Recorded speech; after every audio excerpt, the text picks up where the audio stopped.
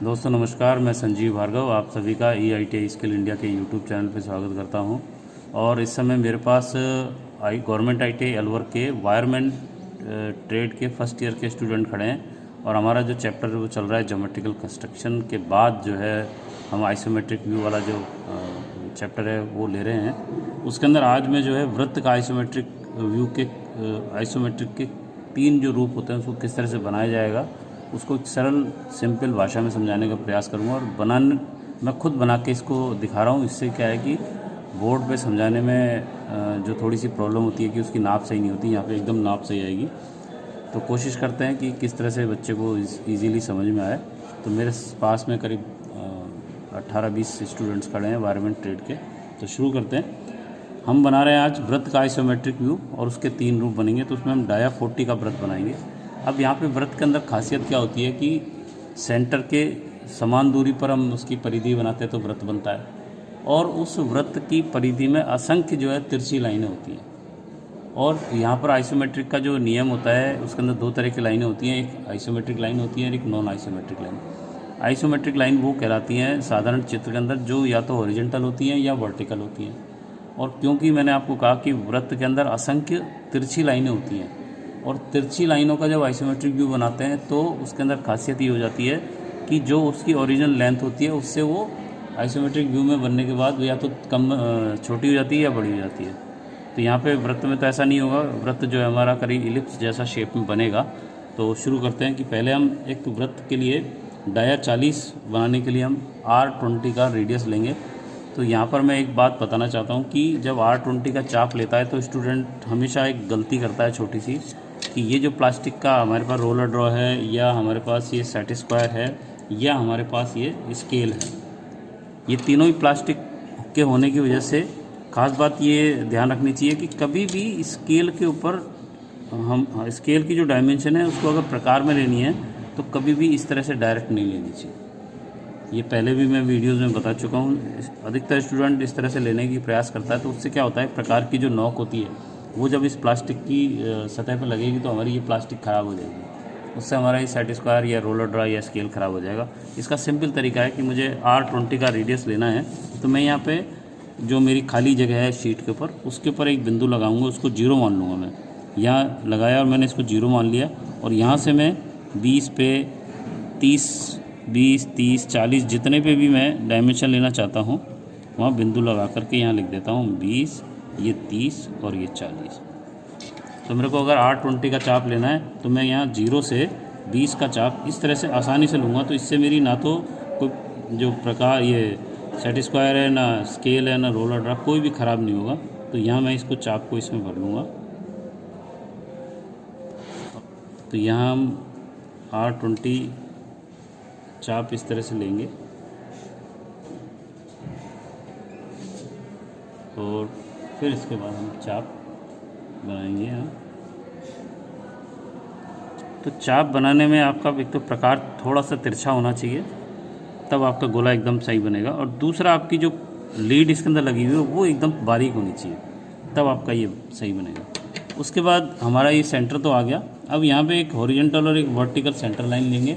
उसको बनाने का सबसे अच्छा तरीका क्या है कि आप हमेशा से शीट का जो किनारा है ये वाला, इसके साथ मैंने पहले भी वीडियोस में डाला है इस चीज़ को, इस तरह से आप मैच करें। जब आप लगे कि आपका ये रोलर ड्रॉ जो इस किनारी से एकदम मैच कर जाए तब आप इसको नीचे सरका के लाएं। यहाँ पे जल्दबाजी नहीं करनी है, आपको आराम से बनाना है इसको। और सेंटर लाइन हम जानते हैं कि एक बड़ा डैश एक छोटा डैश होता है। उससे पहले आप पहले ही इसको चेक करें कि क्या मेरी ये पेंसिल इस गड्ढे में से गुजर रही है कि नहीं। अब ये सही गुजर रही है। अब मैं इसके अंदर बनाऊंगा इस तरह से एक छोटा एक बड़ा डैश, फिर एक छोटा डैश, फिर एक बड़ा डैश, फिर एक छोटा डैश, फिर एक बड़ा डैश। उसके ऊपर हम 90 डिग्री का कोण बना करके वर्टिकल सेंटर लाइन बनाएंगे। तो यहाँ पे ये कोण बनाना आप सबको आता ही होगा।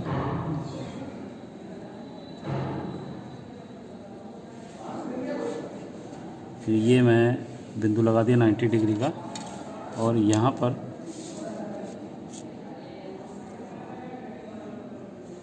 यहाँ पहले मैंने चेक किया, इधर मैंने चेक किया। जब मेरे को दोनों बिंदुओं से पेंसिल गुजरती महसूस होगी, उसके बाद ही मैं यहाँ पे सेंटर लाइन बनाऊँगा। तो ये मेरा सेंटर लाइन बन गई, एक वर्टिकल एक हॉरिजॉन्टल। इसके बाद क्योंकि वृत्त जैसे जिसके अंदर तिरछी लाइनें होती हैं जो कि नॉन आइसोमेट्रिक लाइन से बनी होती हैं, जैसे पंचभुज हुआ, त्रिभुज हुआ, अष्टभुज, षटभुज, सब में तिरछी लाइन जरूर आती है, क्योंकि आयत और वर्ग के अंदर ही हॉरिजॉन्टल और वर्टिकल लाइन होती है, उसका ही डायरेक्ट आइसोमेट्रिक व्यू बनता है। जिस चित्रों के अंदर तिरछी लाइन होती हैं उसका डायरेक्ट आइसोमेट्रिक व्यू नहीं बनता है। इसमें भी असंख्य तिरछी लाइन है, इसलिए पहले इसको बॉक्स में बंद करेंगे। बॉक्स में बंद करने का तरीका क्या है कि इस हॉरिजॉन्टल लाइन के समानांतर में ये जो बिंदु है हमारा,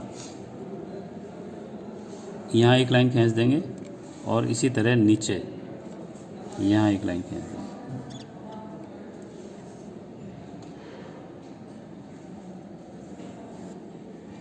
और इसी तरह वर्टिकल लाइन को इस बिंदु पे, और इसी तरह यहाँ पर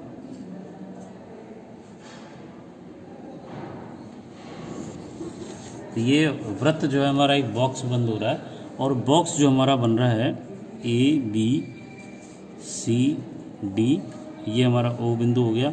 ये जो सेंटर पॉइंट है इनके भी नाम रख देते हैं EFG और H। और ये जो हमारा बॉक्स बनेगा ये वर्ग के रूप में बनेगा। वर्ग की मतलब जो इसका डाया है 40, तो यानी कि ये A से B की जो दूरी हमारी 40 के बराबर होगी, इसी तरह A से C की दूरी भी हमारी 40 की बराबर होगी, और ये हमारा वर्ग बन गया। अब चूंकि ये वृत्त का डायरेक्ट आइसोमेट्रिक नहीं बनता, हमने बॉक्स में बनाया। अब पहले बॉक्स को हम आइसोमेट्रिक व्यू में कन्वर्ट करेंगे। उसके लिए क्या करना है हमें कि एक हॉरिजॉन्टल लाइन लेंगे, उसके ऊपर एक बिंदु लेंगे, इस बिंदु के ऊपर 30-30 डिग्री पे दोनों तरफ, यानी कि राइट साइड में भी और लेफ्ट साइड में भी। सर ये बिंदु कहीं भी ले सकते हैं? हाँ, कहीं पे क्या मतलब एक लाइन है उसके ऊपर कहीं भी ले सकते हो। ये हमने बिंदु लिया, इसके ऊपर 30 डिग्री पे राइट साइड में बिंदु लगा दिया, और इधर भी हमने 30 डिग्री पे ये बिंदु लगा दिया। ये बिंदु लगाते समय जो 30 डिग्री का कोण है वो बिल्कुल 30 डिग्री का ही होना चाहिए। तो यहाँ लाने के बाद हम इस पे बिंदु को लेते हुए हल्की लाइन खींच लेंगे, जो हमारे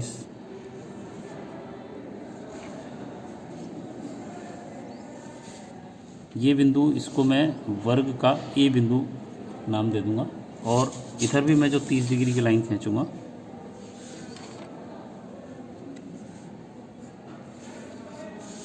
तो यहाँ पे हमारी दोनों तरफ 30-30 डिग्री की लाइन आ गई।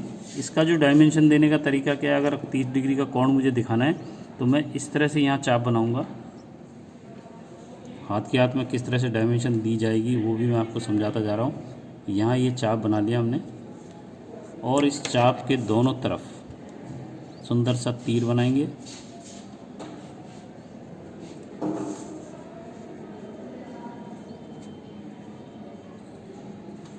अब यहाँ पर 30 डिग्री इस तरह से लिखा जाएगा, और यहाँ पर 30 डिग्री इस तरह से लिखा जाएगा, सेंटर में इस डायरेक्शन। तो दोनों का तरीका आपको समझ में आ गया होगा।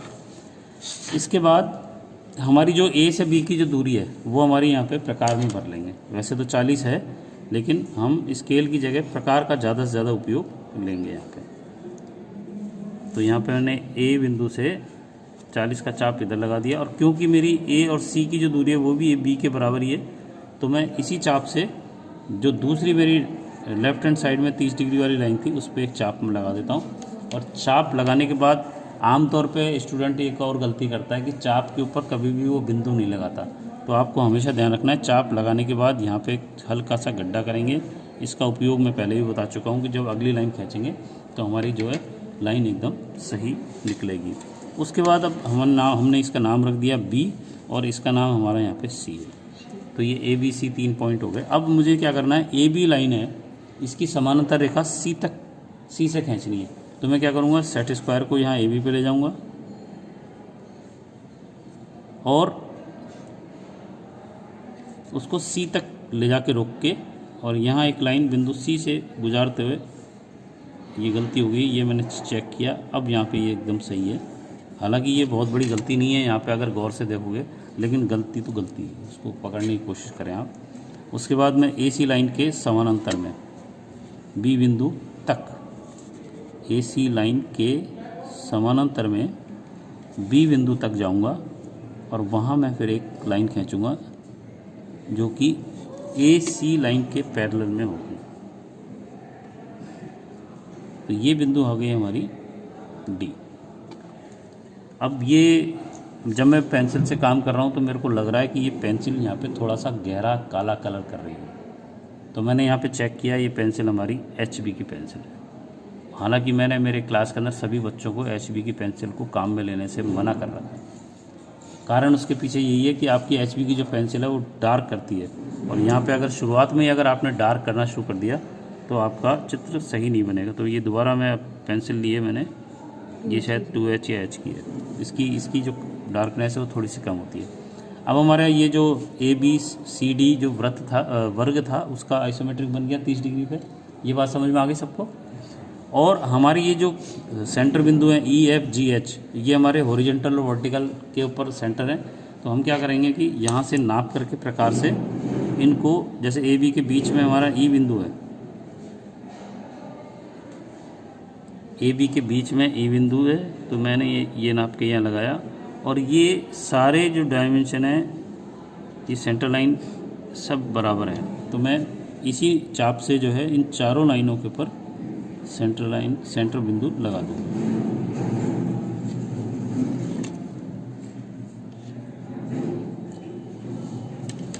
अब ये जो मैंने चाप लगाया है यहाँ पर मैं बिंदु लगा के और इनके नाम रख देता हूँ। तो ये बिंदु हो गया हमारा E, ये हो गया हमारा F, ये G और ये हो गया हमारा H। ये 4 ABCD 4 बिंदु और इनके सेंटर 8 बिंदु टोटल हो गया हमारे पास। अब यहाँ पे जो अगला जो स्टेप है वो क्या है कि हम A बिंदु को G से और F से हल्की लाइन से मिलाएंगे। यहाँ पे अभी तक जो काम हुआ है वो हल्का हुआ है। मैं आपको बताऊंगा कि कहाँ हमको गहरा काम करना है। उससे पहले जितना भी काम होगा वो सारा हल्का होगा। इसके लिए अब क्या करेंगे, हम A को G से मिलाएंगे। इसी तरह A को F से मिलाएंगे।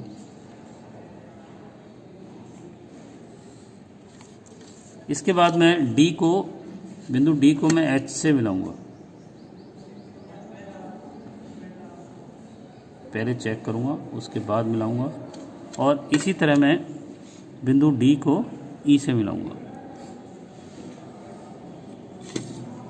तो आप देख रहे हैं ये 4 लाइनें आ गई। इसके बाद मैं बिंदु C को B से मिलाऊंगा।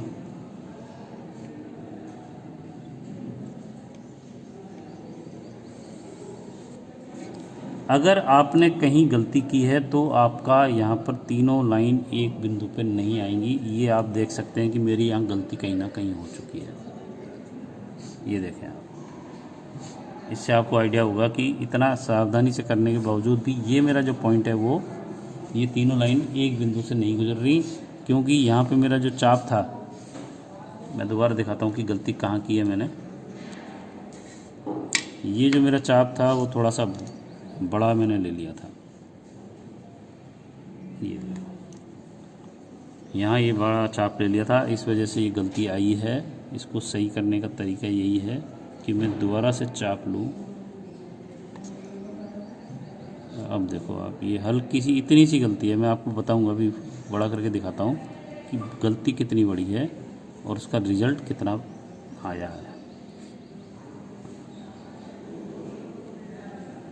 ये 3 मेरे पॉइंट से बिल्कुल सही है। एक पॉइंट मेरा देखो गड़बड़ा है। ये देखो, ये यहाँ पर होना चाहिए था और थोड़ा सा ऊपर हो गया। इसको ऐसी गलती, इस बात से समझ में आ रहा होगा कि, और मेरा जो जांच करने का तरीका है, मैं हर स्टूडेंट की कॉपी को इस तरह से मोबाइल पे जूम करके देख करके चेक कराता हूँ, जिससे कि बच्चे को एहसास हो जाए कि वो कितनी बारीक गलती कर रहा है और उससे इफ़ेक्ट कितना बड़ा हो रहा है।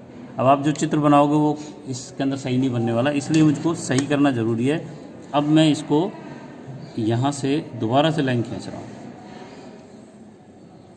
ये अब आप देखो यहाँ पे करीब करीब ये सही है। हल्का सा भी गड़बड़ है कुछ, लेकिन फिर भी मैं इसको मान लेता हूँ कि यहाँ पे मेरा बिंदु ये है।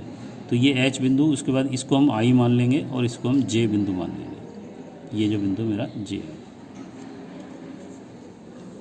इसके बाद अब हम लेंगे चाप। चाप कैसे लेना है इसको मैं आपको दिखाता जाता हूँ हाथ की हाथ कि ए जी का चाप, ए से जी का जो चाप है वो मैं प्रकार में लूँगा, चेक करूँगा पहले सही है कि नहीं। उसके बाद जी से लेकर के मैं एफ तक घुमाऊँगा, ठीक है, पहला चाप। उसके बाद डी से ये चाप भी मेरा बराबर आएगा, डी ई का चाप ई से लेकर के मैं इसको एच तक घुमाऊँगा, ठीक है, थोड़ा सा गहरा हो गया। इसके बाद आई एच का चाप, आई एच का चाप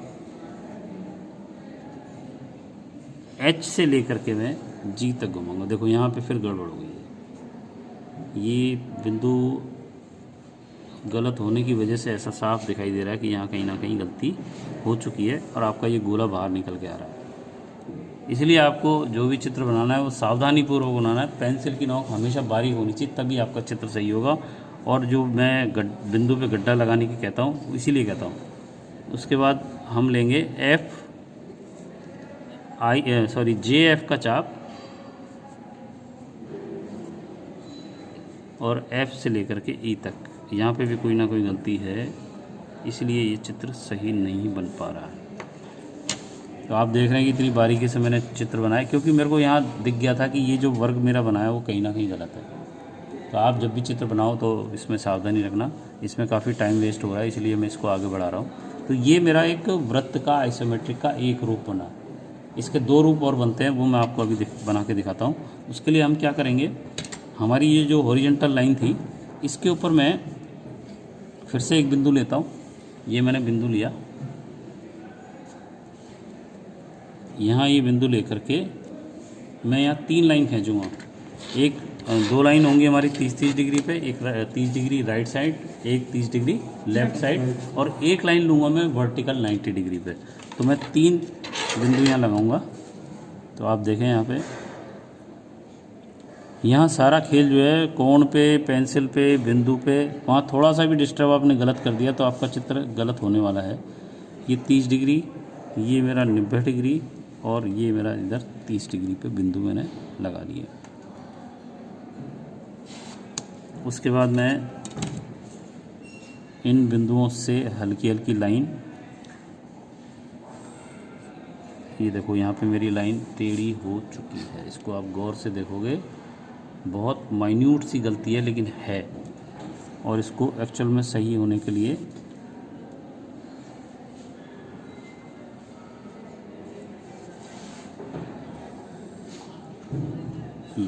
बहुत हल्की सी गलती आपको दिखाई दे रही है, ये एक्चुअल में सही है, इधर बाहर आ गया। क्लियर?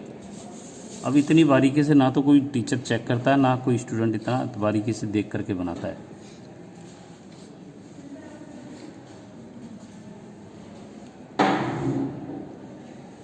इसके बाद मैं एक वर्टिकल लाइन के लिए 90 डिग्री पे लाइन खींचता हूँ। ये लाइन मेरी सही आई है, और अब मैं एक तीसरी लाइन जो मेरी 30 डिग्री पे वो लेता हूँ।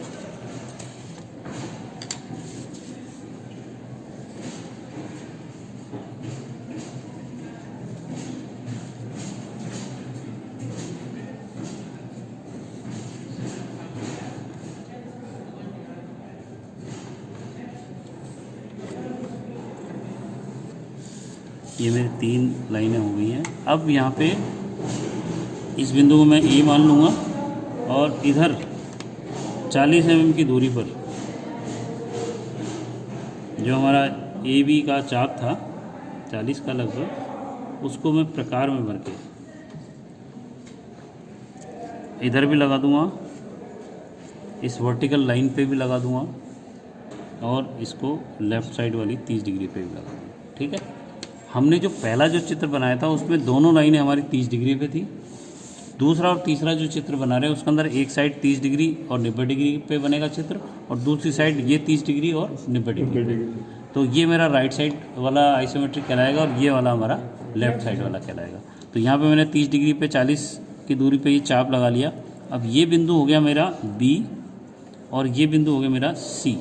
तो पहले मैं राइट साइड वाला चित्र बना रहा हूँ। इसके लिए क्या करना है आपको, इस ए बी लाइन के समानांतर में इस ए बी लाइन के क्या समानांतर में बिंदु सी तक मैं जाऊंगा और वहाँ एक लाइन खींचूंगा। उसके बाद ए सी लाइन के समानांतर में, ए सी लाइन के समानांतर में और कहाँ तक जाऊंगा, बी बिंदु तक जाऊंगा और यहाँ मैं फिर एक लाइन खींचूंगा। तो ये जो मेरा बिंदु आया, ये कौन सा बिंदु हो जाएगा, डी बिंदु। ठीक, उसके बाद मैं इसके जो सेंटर हैं वो या तो आप चाप से भी बना सकते हो, या इसको अगर ये 40 एग्जैक्ट है, 40 से ज़्यादा आ रही है, ये प्रकार से मैंने लिया था, तो यहाँ मैं नाप करके ये सेंटर आ गया। अब ये सेंटर की दूरी मैं यहाँ पे सी वाली line, A C, A B वाली लाइन, बी डी वाली लाइन और सी डी वाली लाइन, सभी पे ये बिंदु मैं लगा दूंगा। और बिंदु लगाने के साथ ही मैंने बिंदु लगा दिया और इन बिंदुओं को फिर से मैं डॉट लगा देता हूँ। अब यहाँ पे जो हमने ये वाला चित्र बनाया था, इसके अंदर ए को हमने जी और एफ से मिलाया था, डी को हमने ई और एच से मिलाया था। तो यहाँ पर मैं थोड़ा सा चेंज आएगा, यहाँ पे ये जो पॉइंट है बी, उसको एच से और जी से मिलाना है और सी बिंदु को ई और एफ से मिलाना है। तो हम यहाँ पे मिला देते हैं इसको।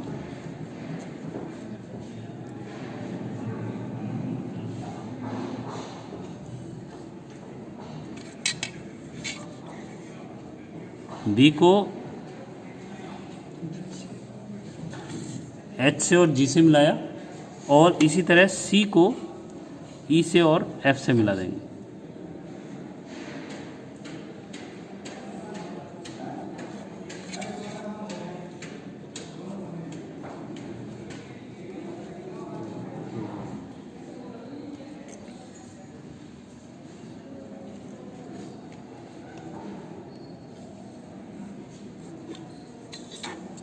इसके बाद मैं यहाँ फिर से अब चाप बनाएंगे तो क्या करेंगे, बी एच का चाप एच से लेकर के और जी तक। यहाँ फिर गड़बड़ हो गई कुछ ना कुछ, इतना करने के बावजूद गड़बड़ हो रही है। इसका मतलब आप जब बनाओगे तो बहुत सावधानी से आपको चित्र बनाने पड़ेंगे। इसी तरह सी से एफ का जो चाप है,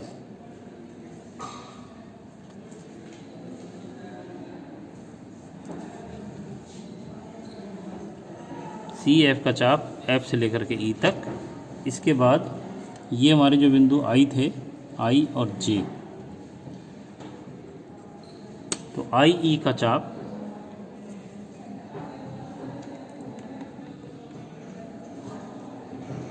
ई से लेकर के और एच तक, और इसी तरह आई जी का चाप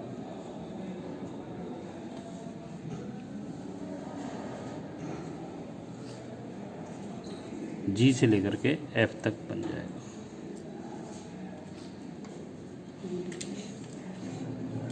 यहाँ पे प्रकार को पकड़ना, पेंसिल का मोटा होना और बिंदु का डिस्टर्ब होने से आपका चित्र बिगड़ सकता है। जैसा कि यहाँ थोड़ा सा इसके अंदर अंतर आ रहा है कि कहीं पेंसिल मोटी होगी, कहीं लाइन मोटी हो गई, कहीं बिंदु डिस्शिफ्ट हो गया, कहीं आधे एमएम का भी आधा अगर ख़राब हो गया, गड़बड़ हो गया, तो भी आपका चित्र बिगड़ जाएगा, जैसे कि ये हो चुका है।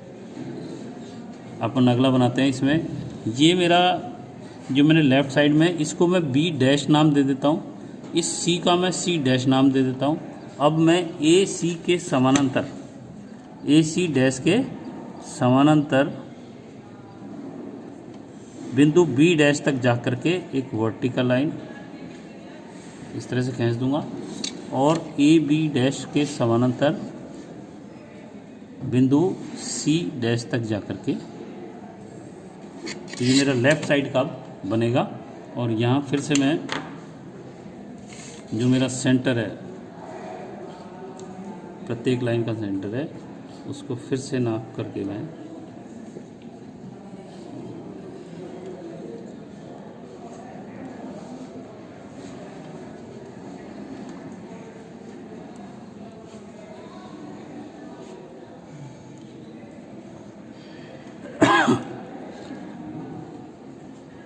ये देखो इसलिए गड़बड़ आ रही है। जो मैं सेंटर ले रहा था बार बार वो सही नहीं था, कुछ छोटा हो रहा था, इसलिए मेरे को यहाँ नाप करके अब लेना पड़ेगा। नाप करके लूँगा तो मैं ये 40 से थोड़ा ज़्यादा है, 41, 20.5।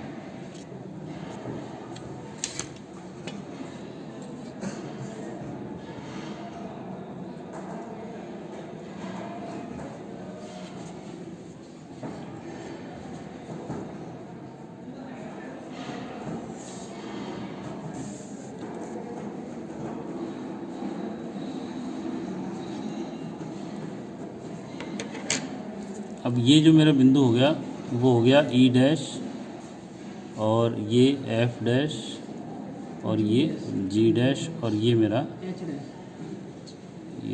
ये एच डैश मान लेंगे हम यहाँ पे। एक साइड से एच होगा, एक साइड से एच डैश हो जाएगा। और उसके बाद फिर से बी को मैं मिलाऊंगा जी डैश से, बी डैश को एच डैश से, सी डैश को ई डैश से, और वापस से सी डैश को एफ डैश से, और ये लाइन हमारी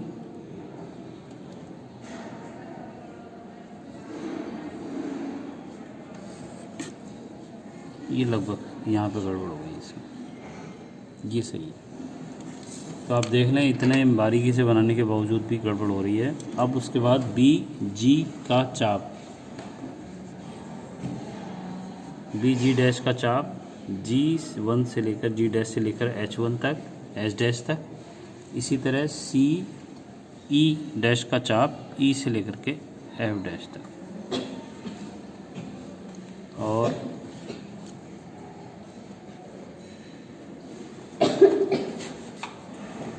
एक चाप ये आएगा, और इसी तरह एक चाप ऐसे ये आएगा। तो यहाँ आप देख रहे हैं ये हमारा स्ट्रेट रूप हो गया वृत्त का आइसोमेट्रिक, ये हमारा राइट हैंड साइड आइसोमेट्रिक, और ये हमारा लेफ्ट हैंड साइड। ठीक है, तो ऑलरेडी 28 मिनट का वीडियो हो चुका है। इसके साथ में मैं आपको यहाँ पे पंचभुज का और बना के सिखा देता हूँ कि किस तरह से, या हम पंचभुज की जगह इसी को अगर बेलन बनाना चाहें, इसका बेलन में कन्वर्ट करें तो कैसा होता है। बेलन क्या होता है, बेलन के लिए क्या करना होगा कि डायम 40 ले लेते हैं और हाइट उसकी जो है 60 ले लेते हैं। तो 40 का ये तो बन ही चुका है। अब हम क्या करेंगे कि ये जो हमारे 4 पॉइंट हैं ए बी सी और डी, इनको नीचे हम 60 ले जाएंगे, बिल्कुल वर्टिकल नीचे। तो उसके लिए क्या करेंगे, ये ए है, ए को मैं ले आया 60 नीचे, और इसी तरह डी को 60 नीचे लाऊंगा तो 1 2 3 4 5 और ये 6। इसके बाद इस बी को भी मैं वर्टिकल नीचे ले आऊँगा, तो मैं पहले रोलर ड्रॉ से वर्टिकल लाइन नीचे ले लूँगा और यहाँ से 60 नाप के 1 2 3 4 5 और 6। इसी तरह मैं बिंदु सी को भी नीचे ले आऊँगा,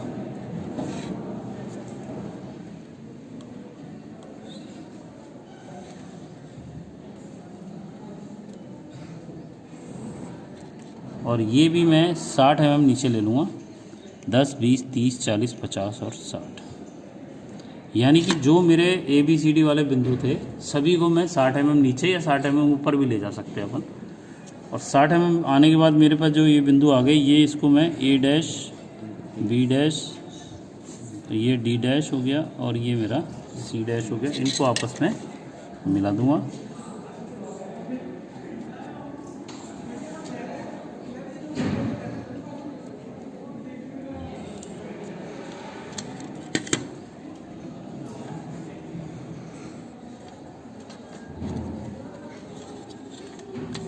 इस ए बी के ही समानांतर में हमारा सी डी होगा,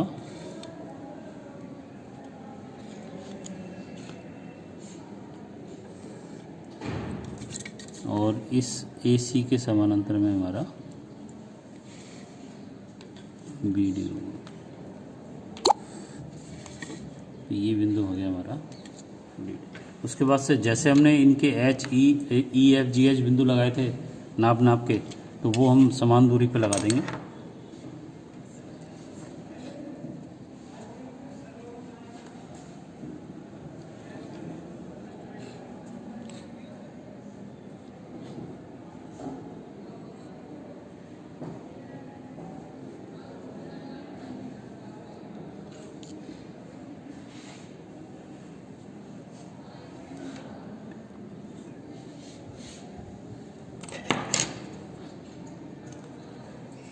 और इनके नाम हम रख देंगे यहाँ। ये हो जाएगा हमारा ई, ये वाला ई डैश, एफ डैश, जी डैश और एच डैश। ठीक है, अब हमने जैसे इसके अंदर हमने बनाया था, क्या किया था, ए को जी से और एफ से मिलाया था, तो यहाँ पे भी हम ई डैश को जी डैश से हल्की लाइन से मिलाएंगे और ए डैश को एफ डैश से मिलाएंगे।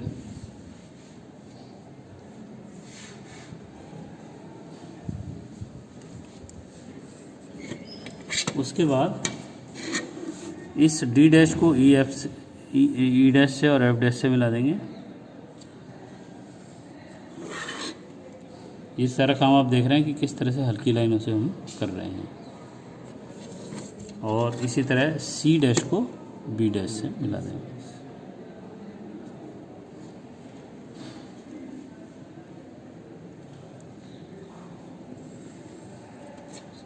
तो ये मेरा एकदम चित्र सही बना है। यहाँ पे आप देखोगे कि ये तीनों लाइनें और इधर ये तीनों लाइनें एक ही बिंदु से गुजर रही हैं, तो यहाँ मेरी डायमेंशन सही थी। इसके बाद जैसे हमने यहाँ पे ये 1, 2, 3 और 4 चाप लगाए थे, उसी तरह यहाँ पे भी लगेंगे। तो यहाँ पे फिर से आप देखेंगे कि ए डैश जी डैश का जो चाप है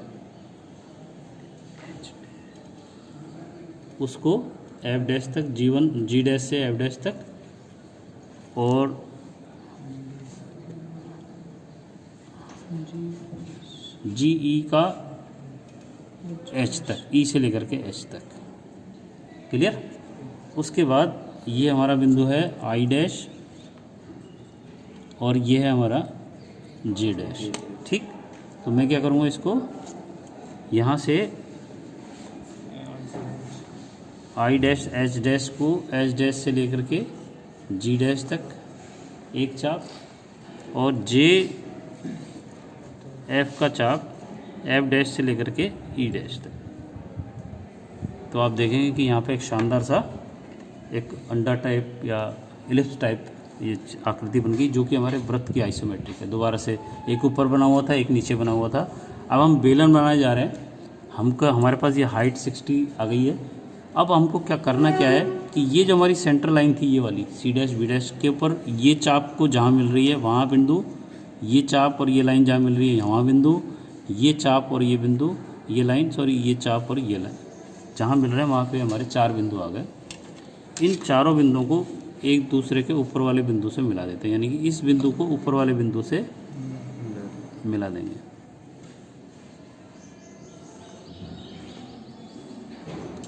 और इसी तरह इस बिंदु को हम ऊपर वाले बिंदु से मिला देंगे। तो अब थोड़ा सा आपको लग रहा होगा कि ये बेलन सा बन गया है, लग रहा है ना। अब यहाँ पे एक चीज़ आपको बताना चाह रहा हूँ कि ड्राइंग के अंदर जो चीज़ होती है लेकिन छुप रही होती है, उसको कैसे बनाते हैं। रेखा वाला एक चैप्टर, उसके अंदर हमने बताया कि जो चीज़ छुपी होती है वो ड्राइंग में बनाने के लिए उसके अंदर डॉटेड लाइन का उपयोग करते हैं। किसका? डॉटेड लाइन का। तो जब इस बेलन को देखेंगे तो ये वाला जो चाप है मेरा यहाँ से लेकर के यहाँ तक का, ये पीछे है, यानी कि ये हमारा यहाँ पे डॉटेड बनेगा। इसके लिए हम क्या करेंगे कि रबड़ से इसके अंदर इस तरह से बीच बीच में से मिटा देते हैं।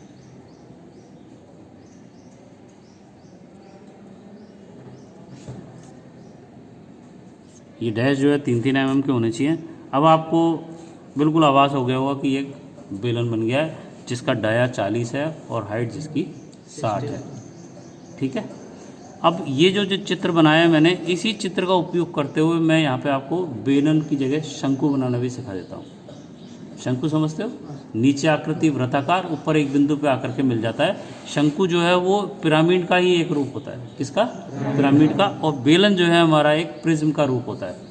ये बेलनाकार प्रिज्म है। आयताकार प्रिज्म, बेलनाकार, त्रिभुजाकार, षटभुजाकार, पंचभुजाकार प्रिज्म जो होते हैं, प्रिज्म के अंदर क्या होता है, जैसी आकृति नीचे होती है वैसी आकृति ऊपर होती है। तो बेलन में हमारा जो वृत्त ऊपर है वैसे ही नीचे है, यानी कि जैसी आकृति नीचे है वैसी आकृति ऊपर होने की वजह से ये प्रिज्माकार हो गया। और क्योंकि हमारी नीचे की आकृति वृत्ताकार है, इसलिए ये वृत्ताकार बेलन वृत्ताकार प्रिज्म कहलाएगा। ठीक है। अब मैं आपको बनाने जा रहा हूँ यहाँ पे वृत्ताकार पिरामिड, जिसको कि दूसरा नाम शंकु होता है। तो हमारे पास हम ये वाला बेस काम में लेंगे और हाइट फिर से हम 60 ले लेंगे। तो इसमें हमें क्या करना होता है, हमारी जो सी और बी बिंदु और ए और डी बिंदु जहाँ मिल रहे होते हैं वहाँ उसको हम ओ बिंदु मान लेते हैं। मान लिया। इस ओ बिंदु से वर्टिकल बिल्कुल 90 डिग्री के ऊपर हम 60 mm चले जाते हैं, जो कि हम हाइट मान रहे हैं। तो ये मैं इसको ओ पे 0 मान लेता हूँ और यहाँ से 60, 10, 20, 30, 40, 50 और 60 ऊपर आ गए। ये मेरा हो गया ओ डैश या O1 बिंदु। ओ के ठीक ऊपर 60, 70 जो भी हाइट हो उसको हम उतनी ले लेंगे।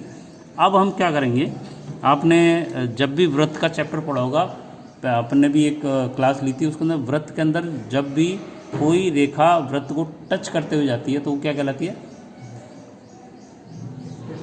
स्पर्श रेखा कहलाती है ना, वो स्पर्श रेखा। तो यहाँ हम ओ डैश बिंदु से ये हमारा जो चाप है इसके ऊपर स्पर्श लेके आएंगे। तो देखो आप, और यहाँ पे स्टूडेंट गलती करता है, वो क्या करता है, इस बिंदु पे मिला देता है। इस पे नहीं मिलाना है अपन को, जहाँ पे हमारा ये जो चाप जा रहा है उसको स्पर्श करे। देखो आप, स्पर्श करने के लिए मैं इस स्केल को हल्का सा रोलर ड्रा को तिरछा किया। अब मेरी ये लगभग स्पर्श करती हुई यहाँ से निकल रही है। मैं यहाँ से इसको खींचूंगा और यहाँ तक ले आऊँगा। ये एक स्पर्श रेखा हो गई और दूसरी स्पर्श रेखा मेरी यहाँ होगी।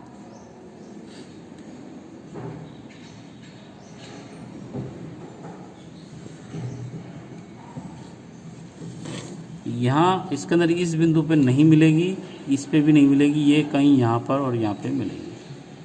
तो ये एक शंकु बन गया, या कह सकते हो इस बेलन के ऊपर एक शंकु रख दिया मैंने। अब इसमें फिर वही बात आती है कि जो चीज़ पीछे छुपी होती है वो डॉटेड लाइन से बनती है।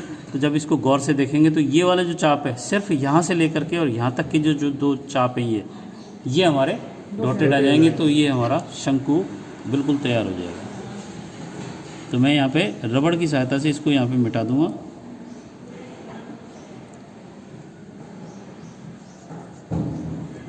और इसके ऊपर चाप में दोबारा से बना दूंगा, जिससे कि थोड़ा सा आपको क्लियर हो जाएगा। तो मैं फिर से ए बिंदु से ए जी का जो चाप है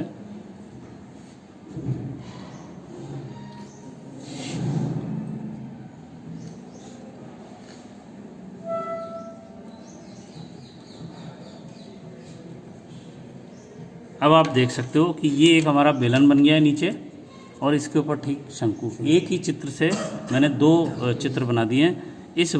इस आइसोमेट्रिक वृत्त से मैंने यहाँ पे बेलन बनाया और इसी के ऊपर मैंने शंकु बना दिया। तो अब हमने इस जो वीडियो में क्या क्या सीखा, एक तो वृत्त का बॉक्स में बंद किया, उसको फिर हमने आइसोमेट्रिक में कन्वर्ट किया। उसके बाद हमने उसका राइट हैंड साइड आइसोमेट्रिक बनाया, लेफ्ट हैंड साइड आइसोमेट्रिक बनाया।